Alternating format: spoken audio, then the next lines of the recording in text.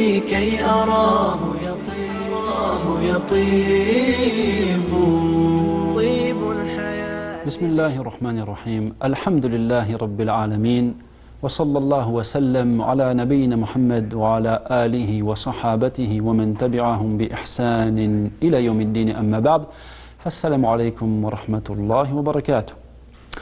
Bienvenue mes chers frères, mes chères sœurs, dans l'explication du livre La croyance des gens de la Sunna et du consensus du Cheikh Mohammed ibn Salih al-Uthaymin rahimahullah ta'ala. Nous nous étions arrêtés à la parole du Cheikh. Nous croyons qu'Allah le Très-Haut possède également deux yeux véritables d'après sa parole, et construit l'arche sous nos yeux et d'après notre révélation. Le prophète Mohammed sallallahu alayhi wa sallam a dit: son voile est lumière. S'il l'enlevait, la lumière de son visage brûlerait tout ce qui se trouve comme créature sur le passage de son regard. Non.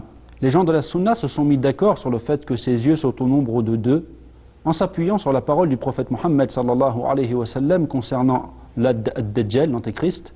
Il est borgne, et certes, votre Seigneur n'est pas borgne. Non. Donc, nous continuons sur ce que nous avions expliqué dans le dernier cours, et nous disons qu'effectivement, Allah a, parmi ses attributs, deux yeux véritables. Comment sont ces deux yeux? Il n'est pas permis pour nous de poser cette question, il n'est pas permis pour nous d'imaginer comment. Simplement, il est obligatoire pour nous de croire qu'Allah a deux yeux, et nous savons ce que signifie le mot œil dans la langue. Dans la langue arabe, nous savons ce que signifie le mot œil. Et donc, nous croyons en cette chose-là. Nous croyons parce que c'est Allah lui-même qui nous en a informés. Nous croyons en cette chose-là parce que le prophète Mohammed sallallahu alayhi wa sallam, qui est le messager d'Allah, nous en a informés. Et nous y croyons en faisant bien attention à éviter quatre choses. Ce sont des choses que nous avons déjà expliquées dans des cours précédents. Nous allons le répéter de manière à ce que cette chose soit bien claire.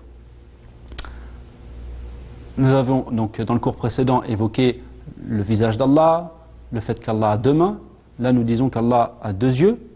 Nous avons également parlé de la colère d'Allah, parlé de l'agrément d'Allah, parlé de la satisfaction d'Allah. Il faut savoir qu'au sujet de tous les attributs d'Allah, il faut éviter obligatoirement quatre choses. La première, une chose qu'on appelle at-ta'til en arabe. At-ta'til, c'est le fait de rejeter les noms et les attributs d'Allah, ou d'en rejeter certains, et de refuser d'y croire. La deuxième chose, at-tahrif, l'altération. Il s'agit d'altérer le sens d'un des attributs d'Allah qui a été rapporté dans le Coran et dans la Sunna, tel que le fait de dire par exemple que la main, al-yad, signifie le bienfait ou le pouvoir. Ça c'est une chose qui est rejetée, et il faut absolument éviter cette chose-là, obligatoirement, car c'est une altération du sens de l'attribut. Troisièmement, at-tamthil. Il s'agit de croire ou de faire ressembler Allah à ses créatures. Non. Tel que par exemple si une personne disait par exemple la main d'Allah est comme la main de l'homme. Si une personne disait ça, elle tomberait dans at-tamthil. C'est une chose interdite. Et enfin, at-takyif. Il s'agit de donner un comment à ses attributs, ou de poser la question sur le comment, ou de s'imaginer un comment, ou de s'imaginer le comment. Il y a forcément un comment. Mais comment, justement, ça, on ne le sait pas. Et on n'a aucun moyen d'arriver à cette connaissance. Donc, voilà quatre choses à éviter. At-ta'til, le refus. At-tahrif, l'altération. At-tamthil, le fait de l'anthropomorphisme.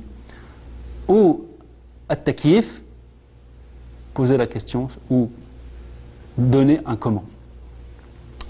Et donc, aussi il est important de se rappeler, quand on parle des attributs d'Allah, cette règle que nous a donnée l'imam Malik, rahimahullah.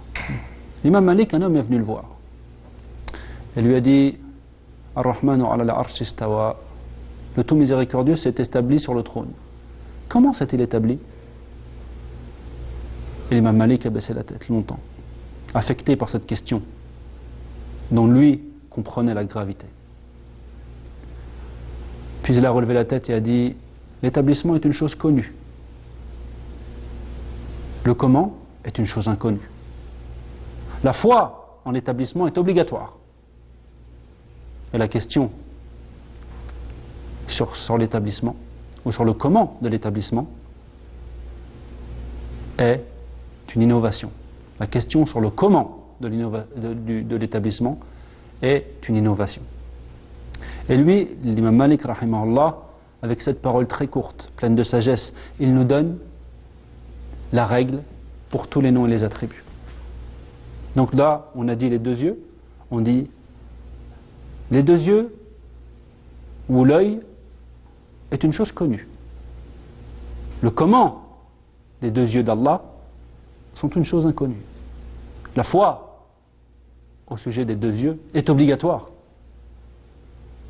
Et la question sur le comment des deux yeux est une innovation. La foi ou le visage est une chose connue. Le comment est une chose inconnue.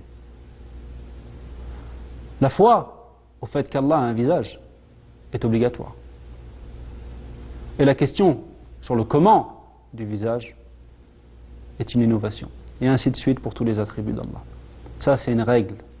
C'est une règle qu'il nous a donnée. Et c'est la croyance du prophète Mohammed sallallahu alayhi wa sallam. Et c'est la croyance des compagnons du prophète Mohammed sallallahu alayhi wa sallam. Et c'est la croyance des tabi'in, des élèves des compagnons. Et c'est la croyance des élèves des compagnons, des salafs, des pieux prédécesseurs. Ils sont unanimes sur cette question. Ils ne divergent pas sur cette question. Et donc, il y a un consensus sur ça. Comment on le sait? On le sait parce que aucun d'entre eux n'a dit quand Allah parle de ses deux mains, il faut que vous compreniez autrement. Quand Allah parle du visage, il faut que vous compreniez autrement. À aucun moment, Allah ne dit, le prophète Mohammed sallallahu alayhi wa sallam nous a dit ça. À aucun moment, un compagnon ne nous a dit ça. À aucun moment, un tabi'i ou un de leurs élèves ne nous a dit ça. On comprend donc qu'il faut comprendre les choses selon leur sens apparent et clair, sans pour autant chercher à donner un comment à Allah, car pour nous, c'est une chose qui est évidemment impossible. Donc, voilà. Et pour résumer, la croyance aux noms et aux attributs, et pour donner un petit résumé que nous avons déjà évoqué également, il faut rappeler que nous affirmons et nous croyons en toutes les choses, tous les noms et tous les attributs qu'Allah et son messager sallallahu alayhi wa sallam ont affirmés. Nous nions tous les attributs qu'Allah et son messager sallallahu alayhi wa sallam ont niés. Et nous nous taisons sur les choses sur lesquelles Allah s'est tu et sur lesquelles son messager sallallahu alayhi wa sallam s'est tu. Sauf évidemment si nous savons que l'attribut en question ne peut être donné à Allah. Comme par exemple les dents. Nous savons qu'Allah n'a pas de dents. Pourquoi? Parce que celui qui a des dents, c'est celui qui mange. Celui qui mange, c'est celui qui a un besoin. Celui qui a un besoin, c'est celui, évidemment, qui est faible. Or, Allah a la perfection absolue. Et même quand nous disons, sauf les choses que nous savons qui ne peuvent être attribuées à Allah, ce ne sont pas des choses pour lesquelles nous avons mis notre raison avant la révélation. Nous nous sommes basés sur la révélation pour dire que ces choses-là ne pouvaient être attribuées à Allah. Pourquoi? Parce que lillahi al-mathalul a'la ou lillahi al-mathalul a'la, et c'est à Allah qu'appartient la perfection absolue. Donc à partir du moment où une chose est un défaut, où une chose implique forcément qu'Allah aurait une faiblesse, nous savons que cette chose-là ne peut en aucun cas être attribuée à Allah, et en aucun cas ça peut être un attribut d'Allah. Non. Mais nous nous basons, et ça c'est une chose qu'il faut évidemment comprendre, sur la révélation, sur le Coran et sur la Sunna concernant les noms et les attributs d'Allah, et en aucun cas nous plaçons notre raison au-dessus du Coran et de la Sunna. Ensuite, le Cheikh subhanahu wa ta'ala nous dit, nous croyons qu'Allah le Très-Haut, ou ensuite il va citer un verset, La tudrikuhul absar, wa huwa yudrikul absar, wa huwa al-latiful khabir. Les regards ne peuvent l'atteindre, cependant qu'il saisit tous les regards et qu'il est le doux, le parfaitement connaisseur. Nous croyons que les croyants verront leur Seigneur le jour de la résurrection. Wujuhun yawma idhin nadira ila rabbiha nadira. Ce jour-là, il y aura des visages resplendissants qui regarderont leur Seigneur. Donc là, nous croyons en plusieurs choses. Premièrement, il n'est pas possible pour les êtres humains de croire, ou plutôt de voir Allah dans cette vie. Ici-bas, les êtres humains ne peuvent voir Allah. Et dans le hadith que nous avons cité précédemment, le prophète Mohammed sallallahu alayhi wa sallam nous dit son voile est lumière. S'il l'enlevait, la lumière de son visage brûlerait tout ce qui se trouve comme créature sur le passage de son regard. Autrement dit, toutes les créatures. Car évidemment, Allah voit toutes ces créatures. Et donc, on ne peut le voir dans cette vie. En revanche, nous le verrons dans l'au-delà. Les croyants le verront dans l'au-delà. Ils le verront le jour de la résurrection. Et ils le verront au paradis. Ils le verront le jour de la résurrection comme Allah veut. Ils le verront au paradis comme Allah veut. Évidemment, la vision qu'ils auront de leur Seigneur le jour de la résurrection est différente de la vision qu'ils auront de leur Seigneur au paradis. Et une chose à savoir, c'est que la vision d'Allah subhanahu wa ta'ala au paradis est le plus grand bienfait dont jouiront les gens du paradis. Au paradis, il n'y aura pas de bienfait plus grand, plus immense que de voir Allah subhanahu wa ta'ala. Suhaib radiallahu anhu nous rapporte que le messager d'Allah sallallahu alayhi wa sallam a dit: lorsque les gens du paradis seront au paradis, Allah leur dira: voulez-vous que je vous rajoute quelque chose? Ils diront, n'as-tu pas blanchi nos visages? Ne nous as-tu pas fait entrer au paradis? Ne nous as-tu pas sauvés de l'enfer? Allah enlèvera alors le voile, et alors ils contempleront leur Seigneur, et rien de ce qui leur aura été donné ne sera plus aimé par eux que de contempler leur Seigneur. Rien de ce qui leur a été donné ne sera plus aimé par eux que de contempler leur Seigneur. Ça, c'est un hadith qui a été rapporté par Muslim. Donc, imaginez-vous ce bienfait. Voir Allah. Voir celui qui t'a créé. Imagine-toi, ya akhi. Imagine-toi, ya ukhti. Voir celui qui t'a créé. Celui qui te guide. Celui qui te donne la santé. Celui que tu invoques. Celui que tu espères rencontrer. Celui peut-être que tu invoques et durant ton invocation peut-être tu pleures. Et tu lui demandes des choses. Imagine-toi que tu vas le voir au paradis. Imagine-toi. Voir Allah subhanahu wa ta'ala au paradis. Le plus grand des bienfaits. Est-ce que tout ce qu'il peut y avoir dans cette vie, comme passion, mérite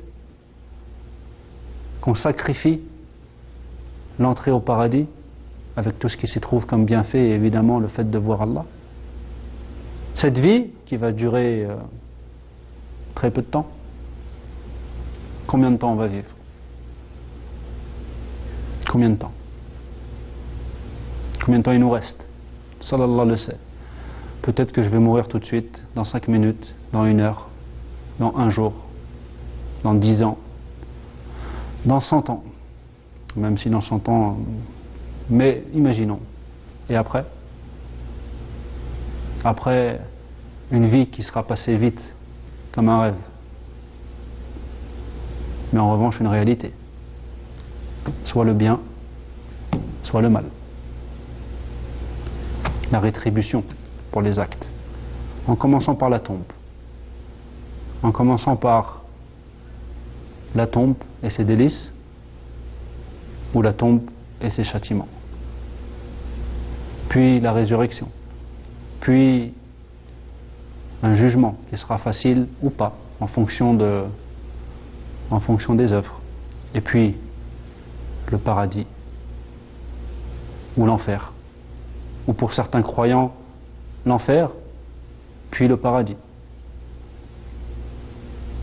Non. Puisque aucun croyant ne restera définitivement en enfer.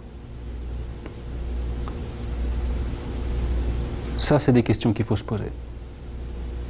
Principalement quand on va mal.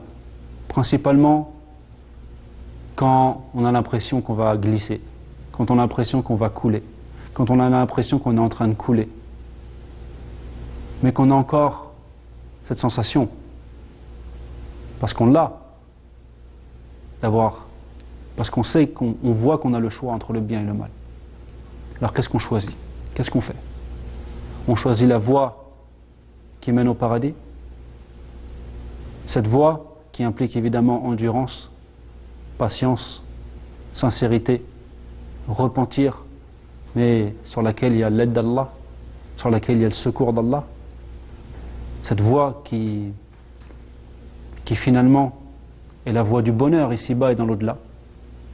Parce que wallahi, aucun plaisir de cette vie ne peut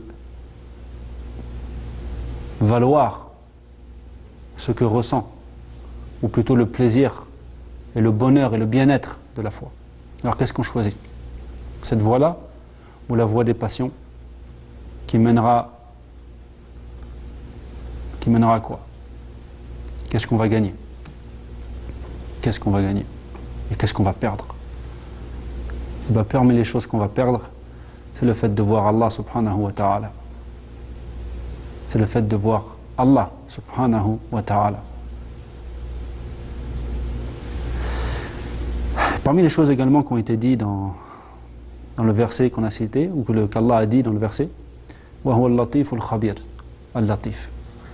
Ça, c'est un nom qu'on n'a pas encore expliqué, et il convient ici de l'expliquer. Al-Latif, c'est celui qui sait vraiment les choses les plus cachées, les plus intimes, dont la connaissance est si pénétrante qu'il connaît les choses les plus intimes, les plus cachées. Ça, c'est un sens. Et Al-Latif, c'est celui également qui amène les choses dont a besoin le serviteur par des moyens ou par des voies inattendues. Des voies inattendues. Allah apporte au serviteur la chose dont il a besoin pour être bien religieusement par une voie inattendue. Yusuf, qu'est-ce qu'il a dit dans Surat Yusuf? Inna Rabbi latifun lima yasha. Mon Seigneur est doux pour ce qu'il veut. C'est-à-dire qu'il amène le bien à son serviteur par des chemins inattendus. Ça, c'est Yusuf qui dit ça.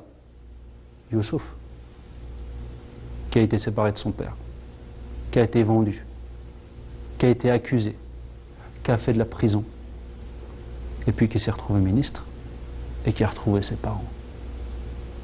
Et si on médite cette histoire, on verra qu'il s'est retrouvé ministre, notamment parce qu'il est passé par la prison, et que ce passage en prison est une des causes par lesquelles il est devenu ministre. Ça, c'est une histoire à méditer.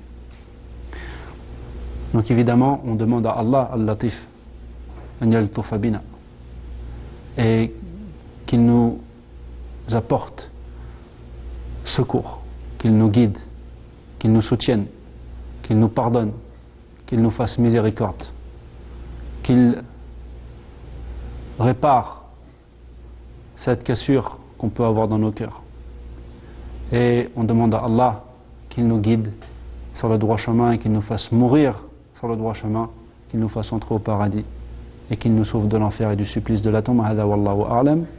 Wa sallallahu wa sallam ala nabiyina Muhammad. Wassalamu alaykum wa rahmatullahi wa barakatuh. طيب الحياة بحبنا للدار